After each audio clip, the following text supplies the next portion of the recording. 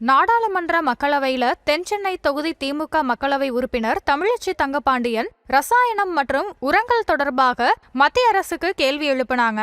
2024-25 நிதியாண்டுல காரிஃப் மற்றும் ராபி பயிர்களுக்காக தமிழ்நாட்டுக்கு ஒதுக்கப்பட்ட யூரியா மற்றும் NPK உரங்கள் மாநில தேவையோட ஒப்பிடும்போது ஏதாவது பற்றாக்குறை இருந்ததா அப்படின்னு கேள்வி எழுப்பியிருக்காங்க. புயலால பாதிக்கப்பட்ட மாவட்டங்களுக்கு கூடுதல் மானியம் வழங்கப்படணும் அப்படின்னும் அதனை முன்கூட்டியே அனுப்பணும் அப்படிங்கிற தமிழகத்தோட தொடர்ச்சியான கோரிக்கைகளுக்கு மத்திய அரசு பதிலளிச்சிருக்கா? யூரியா மற்றும் NTP மீதான விலை ஒழுங்குமுறையோட தற்போதைய நிலை என்ன அப்படின்னு தமிழச்சி தங்கபாண்டியன் கேள்வி எழுப்பியிருக்காங்க. கடந்த ஓராண்டுல தமிழ்நாட்டுல சிறு விவசாயிகள் மீதான இந்த மாற்றங்களுடைய தாக்கம் என்ன?